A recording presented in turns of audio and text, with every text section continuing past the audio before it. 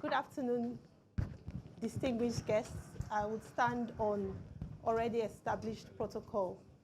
I have the great privilege to welcome His Excellency, the APC presidential candidate, Bola Ahmed Tinubu, for the dialogue session. Thank you, sir. You're welcome, sir.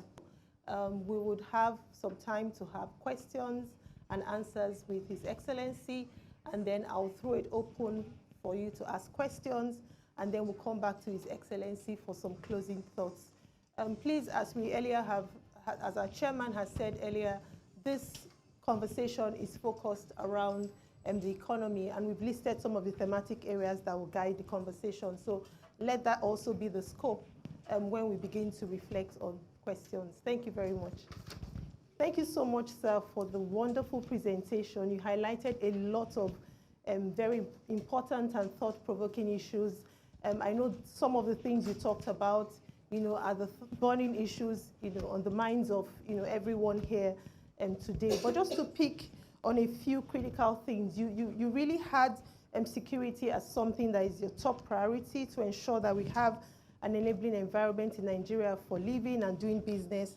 You talked about removal of the PMS subsidy, and then you also talked about the critical need for power sector reforms.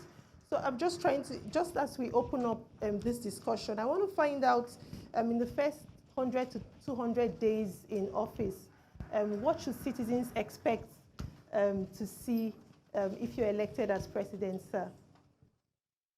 Day one, hit the ground running. Day two, continue running. Day three, don't rest. Think and do. Select the best teams that will help build a better Nigeria. Teamship is crucially important. And giving the people opportunity to exercise their talents in turning the shape of the nation and retooling the mindset. Do we believe in ourselves? Or do we continue to make mass migration? Definitely. The security challenge must be eliminated.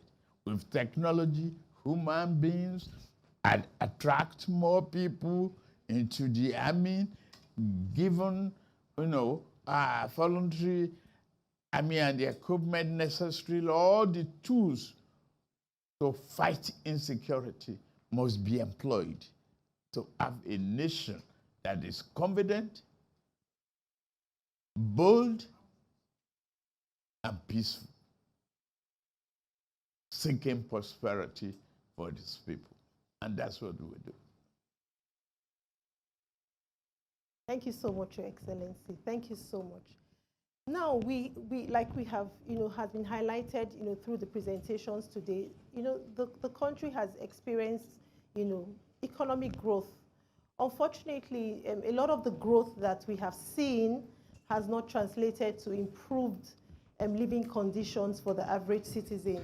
And, some of those things, get us to think around how this has contributed possibly to the rising unemployment levels. Youth unemployment is at unprecedented levels. Even people who are currently employed, some of them are actually underemployed, and we see all those things. What sort of strategies, especially with a focus on the youth, would you employ to tackle issues related to unemployment in the country right now? Private sector driven opportunity, tackle the power problem head on. People can work by themselves. A common school driver can create a path to fortune. if electricity is taken care of and other infrastructural areas. Carrying them along. And the change of mindset, I say, I will repeat that over and over again.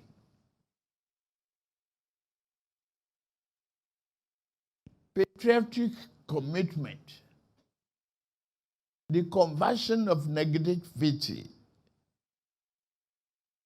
to a positive drive,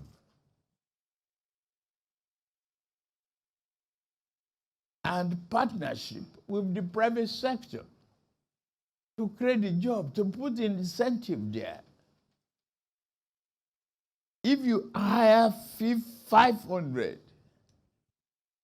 new employees, why can't I, as a government, give you some tax incentive to offset that payroll and the pension contribution that may be associated with it?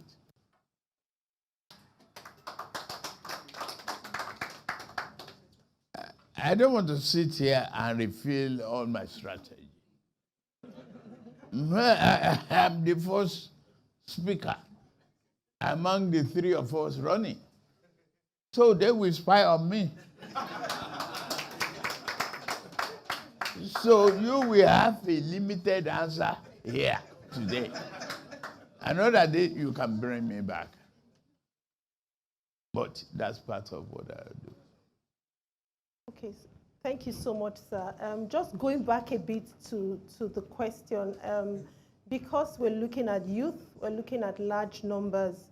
What are your ideas around scaling, employment opportunities for this large population of young people who are currently unemployed? First of all, commodity exchange. Make farming more attractive. The youth that can operate AK-47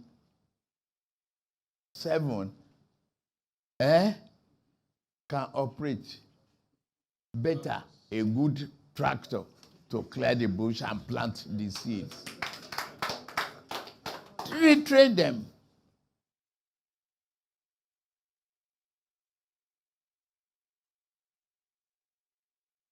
I will stop here. Thank you, sir. I don't want to give you a comprehensive plan that I have because others are coming. Thank you, sir. So the 2023 budget proposal suggests that borrowing would be the primary means of funding expenditure, the government budgets. And that brings some challenges that we also need to discuss, because currently projections exceed revenue expectations. What other revenue sources can you identify, Your Excellency? What sort of funding models can we expect from your government if elected to office borrowing? What sort of other funding mechanisms can we expect to use to fund our government budgets? I did it well, and I did it well and proud in Lagos. 600 million naira a month internally generated revenue. Today, 50 billion naira every month. I'm making it the 5th largest economy. Let's take one. I won't go to the rest. But right back to the revenue, your savings from oil subsidy. You have an increased revenue. You have a gap there, right? Right back. The opaque exchange rate.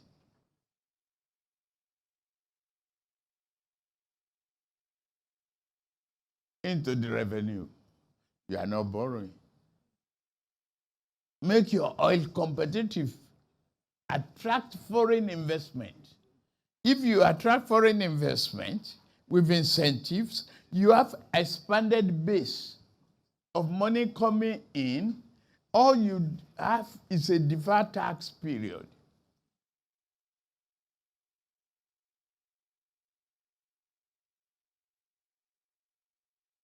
A creative mind is a fertile land for growth.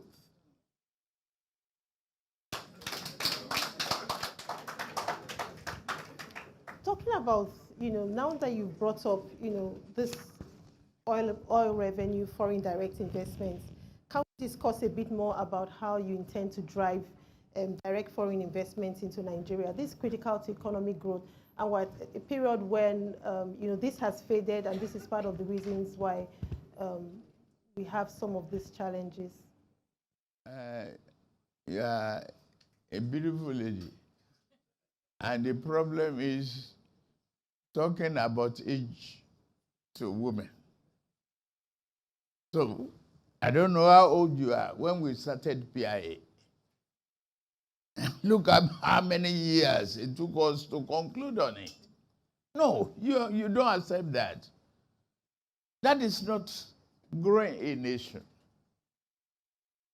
Look at the bottleneck on the PIA itself. The one that we have right now. Untie the bottleneck. Make accelerated action. You have proposals you submit today, you must have a timeline for the approval of that project. If I know as an investor that I'm giving you this proposal and expected a return within the next 3-4 weeks, and I get it, it's calendarized, I will bring my money. The more money you have, the more comfortable you become. And you can promote those ideas. There is bureaucratic bottleneck in the establishment. I'm not given to it. I've never worked for government before.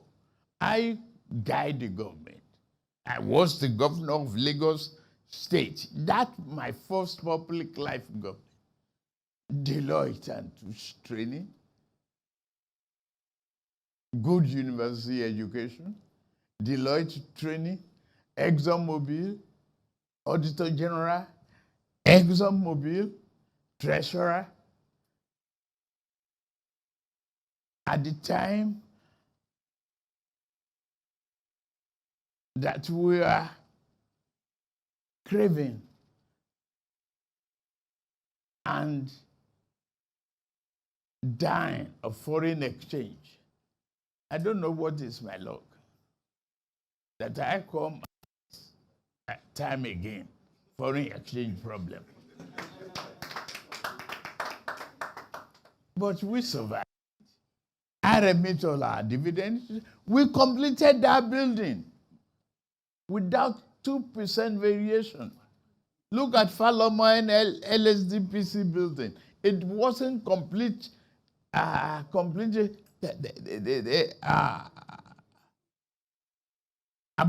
10 years later. And we started at the same time. Efficiency, transparency. I didn't receive from Julius Baja a notepad to say thank you. I didn't make any demand. I was not trading with treasury fund as a treasurer. Tunde Fashola was my lawyer then. He said, oh, what are you covering your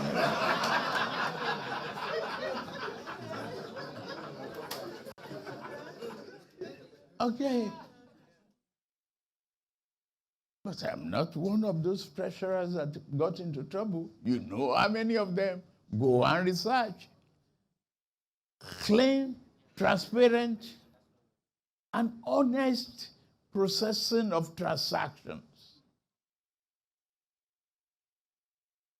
Jimovia was under one building. But he was one of the most effective letter of credit processors.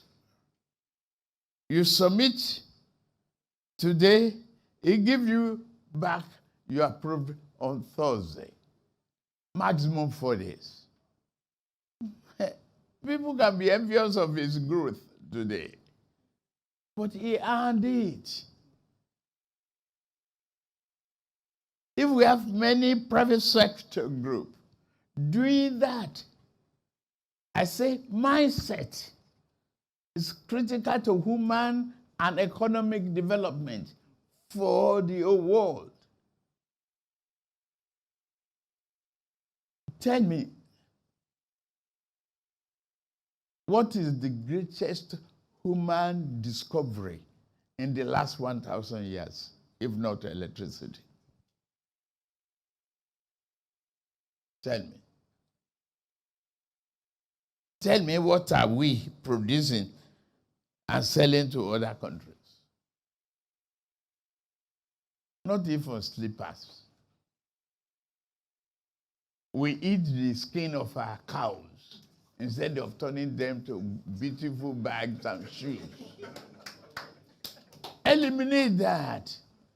It's a sign of poverty. It cannot be perpetual.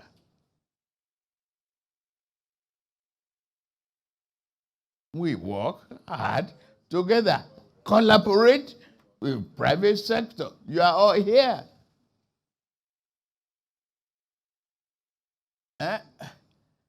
When we saw that in the years past, underground train will be so disruptive.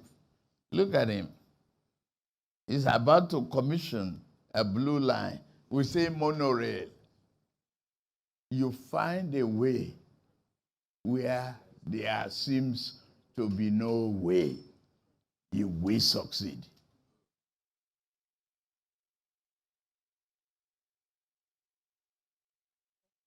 Thank you, Excellency.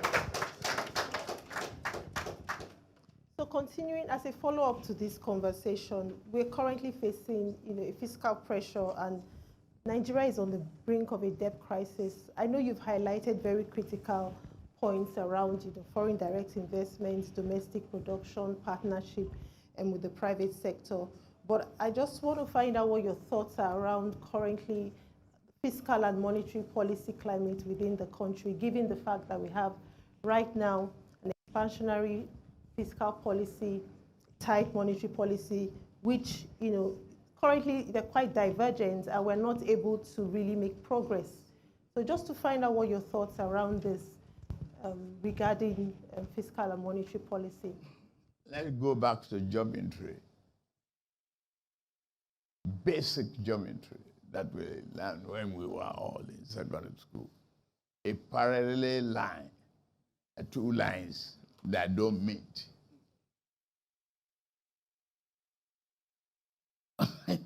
What are you doing? You are doing a convulsion by tying Ministry of Budget and Economic Planning with the Ministry of Finance. Separate the two.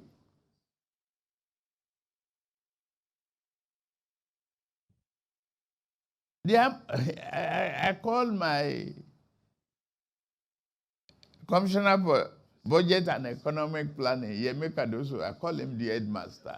We all gave him the name headmaster because you cannot spend the money that is not budgeted for. And the budget progress and the process must give the result for which it was addressed. It's simple. Today, we don't have a clear line between monetary and fiscal policy.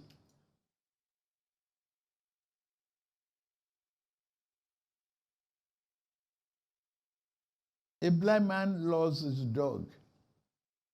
He's in trouble. I won't say more than that. Thank you, sir. I will stop briefly and take questions, then we'll come back to complete the interactive session. So if you have any questions, please put up your hand and take them.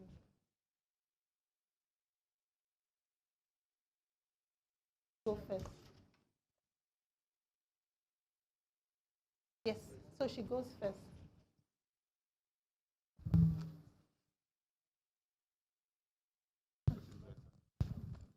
So good afternoon, everyone. Standing on protocol. My name is Owen Omogiafo. I am the President Group CEO of Transcorp. It's a delight to be here today, and thank you, Dr. Jai, for the invitation. I am particularly pleased that you focused a lot on power, and you've talked about security, talked about oil and gas. So Transcorp, we have considerable investment in power, because in line with our purpose of improving lives and transforming the society, we recognize that power is what's going to actually catalyze the growth that we all seek across all the sectors, including what you said. In the past year, I've been Group CEO for about 3 years now. The past 6 months, thank you very much, sir. It was quite interesting because as we saw the challenges with the oil and gas sector, we've also been impacted. And to put this in context, Nigeria's power today comes mainly from the thermal and hydro. The thermal is actually 89%. So as we're having the issues with gas, coming from the challenges around the sector, from the oil theft, the vandalization, it's affected the business and affected that sector. It'd be nice to just get some more information. Yes, we don't want to give out your secrets, but for me, as someone who represents investors, because that's what Transcorp is about, we do further investment, it'd be good to get to know more about what we're going to do specifically in this space. Furthermore, of course, as a female, and a female in leadership, I would also like to know some more about what we're going to do for more policies that would encourage, create an enabling environment for more female participation in key places. I'm not about token appointments. It's more around, I have the credibility, I have the credentials. And when I say I don't mean Owen, I mean the general female population, whereby we can have certain policies that will enable more women to play in the sector. Thank you.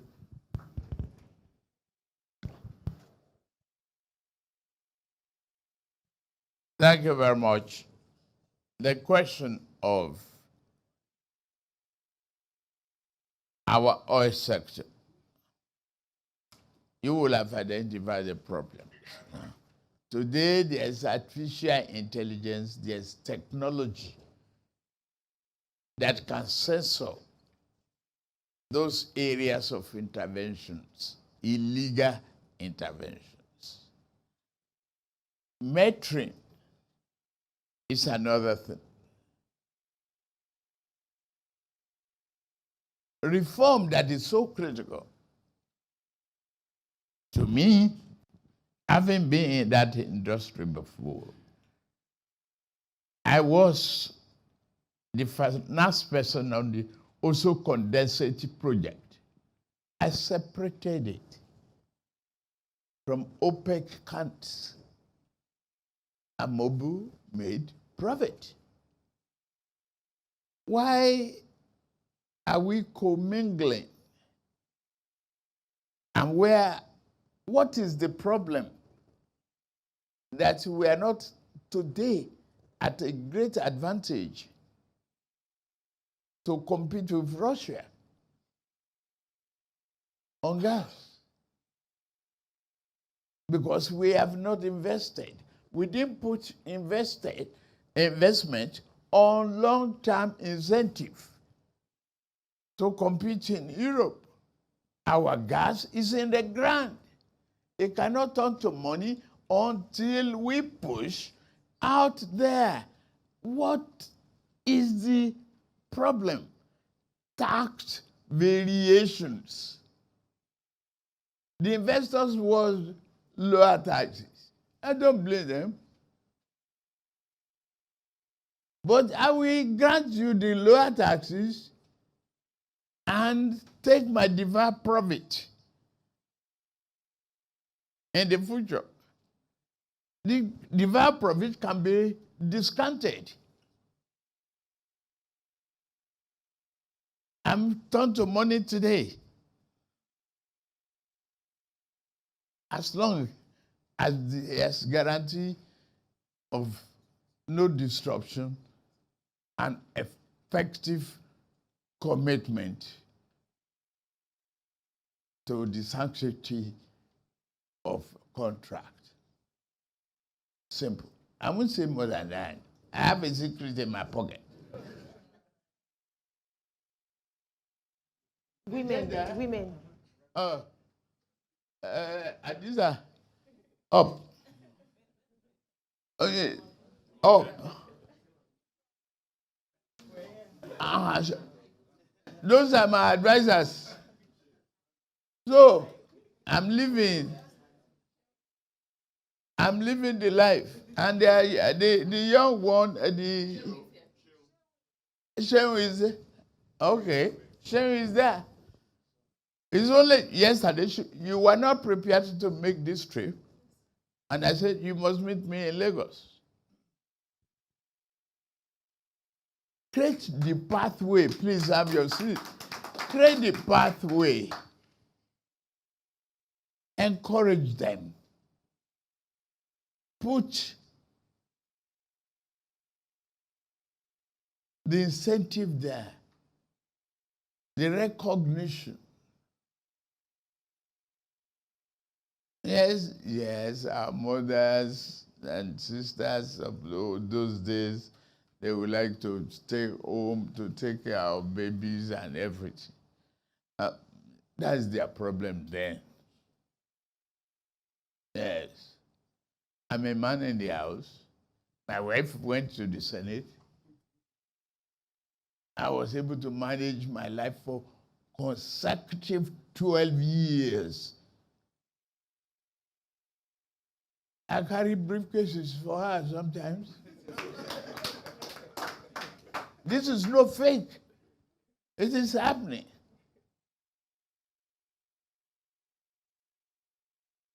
Until I was elected to become a presidential candidate, she was still in the Senate. It is only to comply with the ANEC regulation now that we are, playing through. So, you want to know, I'm raised by a single mother. So, all of you females, you can be guaranteed of a better future and good recognition. Thank you.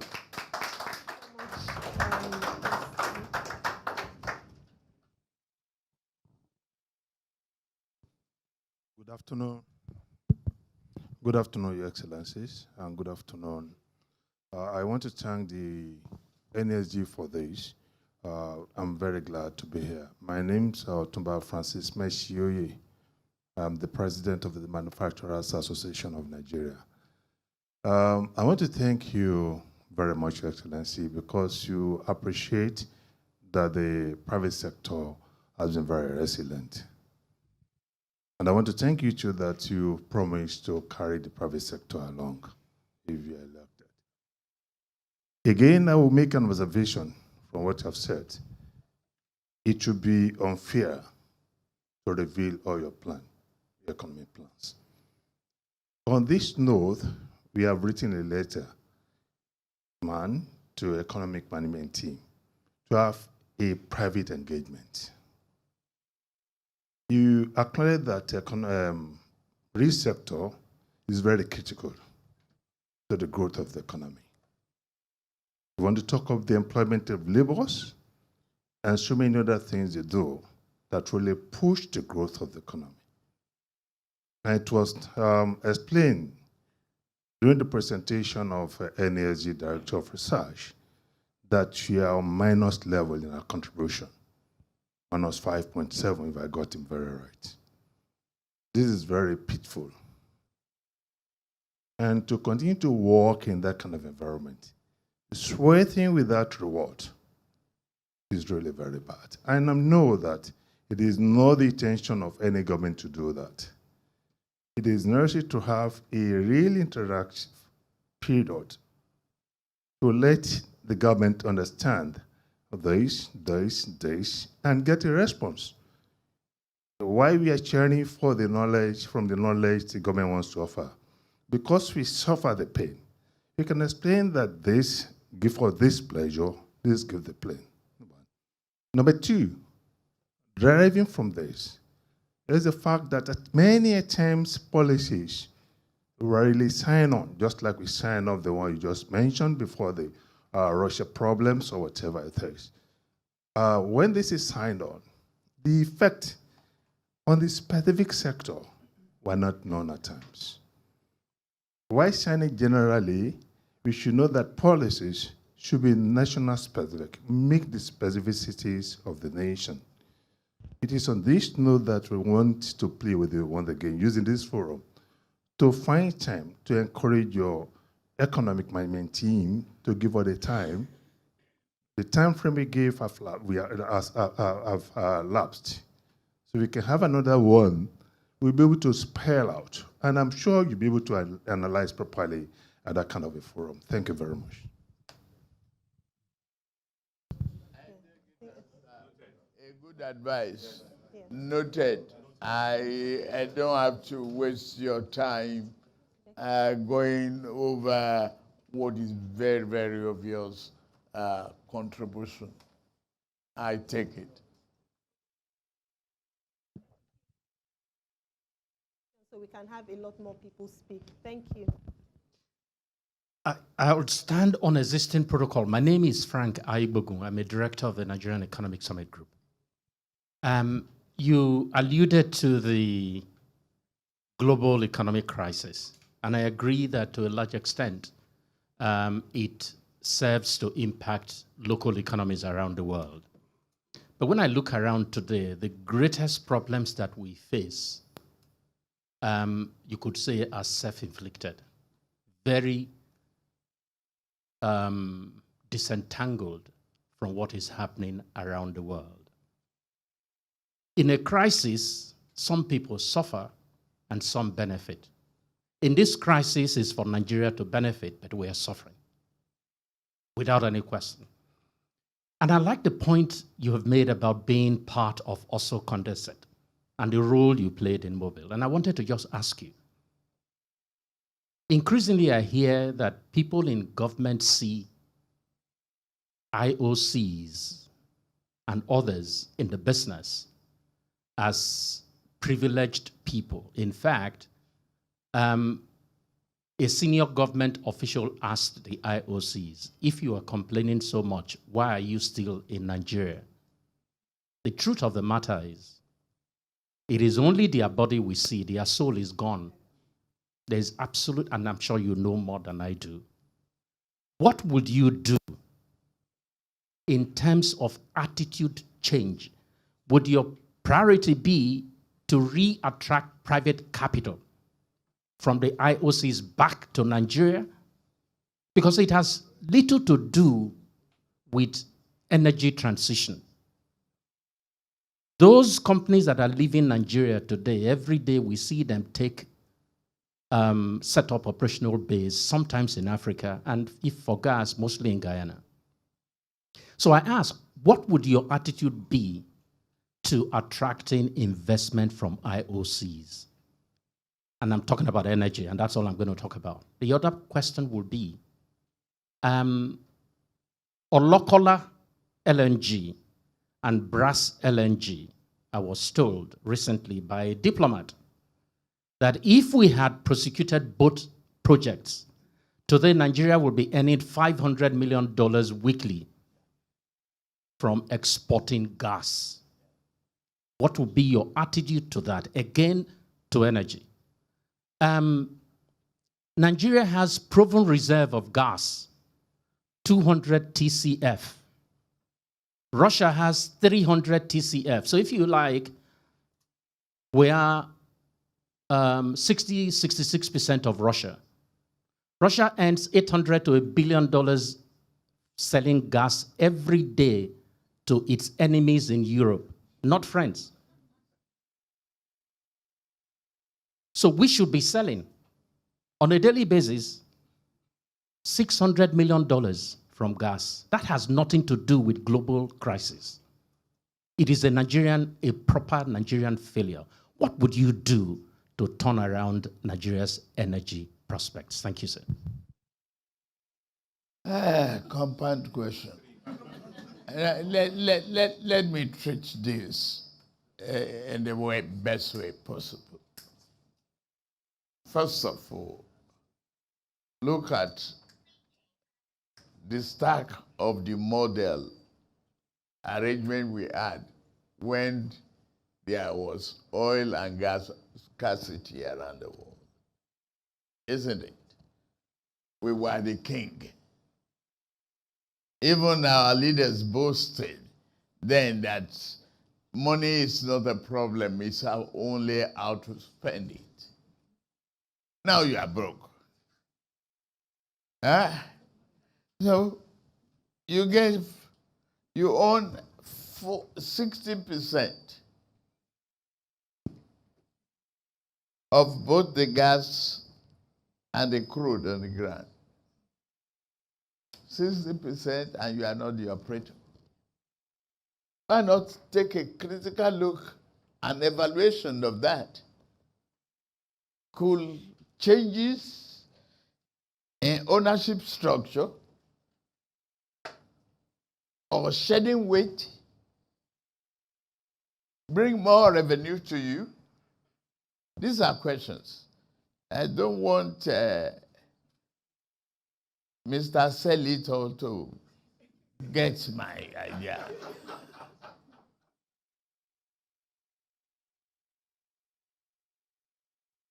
You look at that.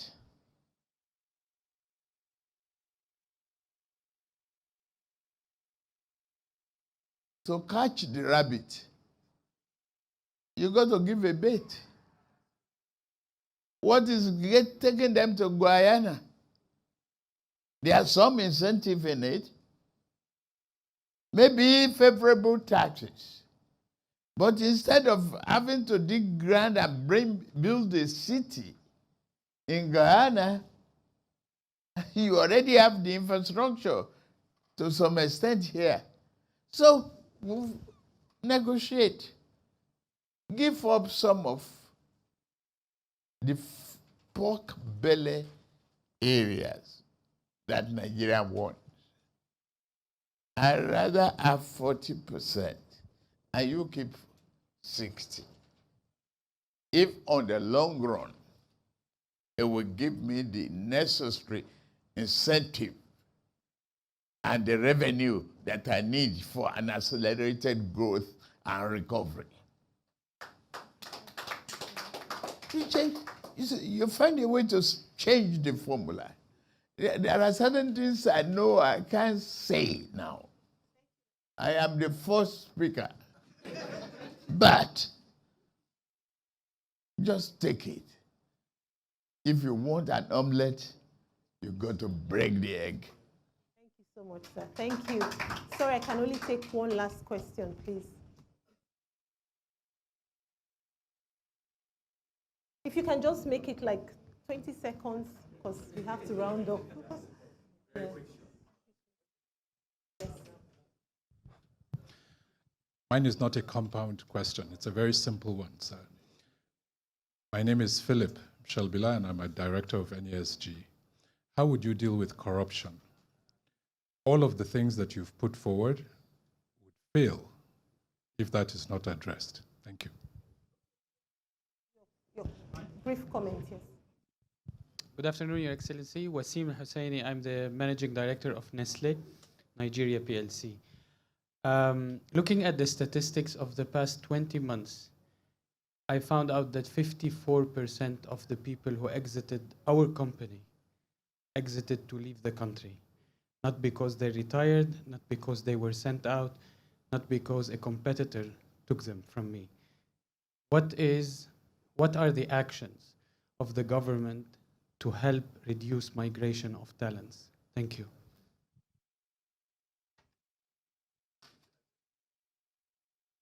The one on corruption and by attracting investment. You know, I know what they're going to do. I've experienced it. I was a security guard. I was a student. Not that they are going for a white-collar job or blue-collar job and they are working in a comfort zone. I was a doorman. I was a security guard because I wanted, and I was going to school at the same time. Not all their paths are roses. I will discourage migration. I will offer you training and retraining. Give incentive, like I said earlier on, to corporate body that might hire 500 or 50 more people, and you can take it in a defer taxes. I can give you tax free on that, just for them to be here. At least they will consume. And if I recruit more into the police, into the army, and others, they might call me an egusi soup economist, where they are own warehouse economy. The food those I recruit will eat here is grown in Nigeria. It expands the economy of this country. Some of them don't know what is cornflakes before they leave the shore of this country.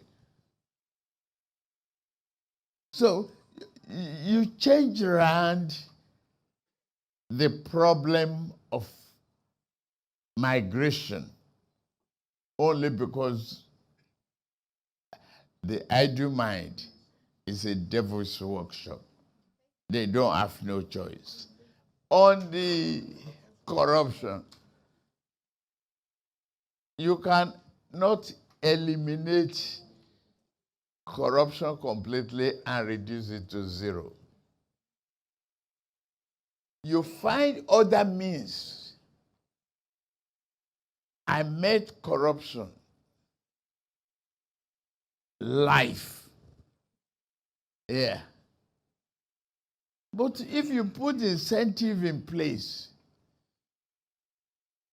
I'm very proud of the judges of Lagos State, including magistrates. They were on foot when we got here. No vehicles, no accommodation, no incentive, no hope of retirement. How would they not be offered lift by the criminals? Yeah, you look at that. I changed the dynamics. I changed the system. It worked fine. It is tough now for a judge in Lagos State to be promoted to Court of Appeal because thinking that they will lose that incentive that I put in place for them. Change it around. Now, some are criminally minded. Yes. But lack of consumer credit is part of why we are corrupt. If you say you must pay 5 million for a car at a go, 5 million cash. Eh? It's 12 million. Eh? Yes, 12, 15 million. Eh? But in Kaduna, Chinese Tokumbo. Yes. Okay. Now, okay, how do you solve that? Why not bring assembly plants? Look at the density population of the cars on our road. We complain of go slow in Lagos, but we don't make a brake pad. Let's find a way to change things like transformational government of a serious-minded leadership. You are corrupt, you're gone. But I must put incentive in place for you not to be corrupt. If you can take a first or secondary mortgage, that will help you have a roof in your head and pay instrumentally. Unless you are greedy, you will eliminate corruption. The other transaction area, whistleblower, the system that we decriminalize some of them. Thank you, Your Excellency. Thank you so much for those points. And as we round up, so as we round up now, I just don't know if you have just one final word for everyone here regarding, what your thoughts are around, improving security when you come into office. Just a final word to close. Final word? Recruit more, decentralize more, community policing, pay them better, put incentive in place, guarantee their health, social welfare, health care scheme. Thank you. Thank you very much. Thank you so much. Thank you so much. We've come to the end of this session. Thank you, everyone. Thank you. Thank you very much, sir, for your time.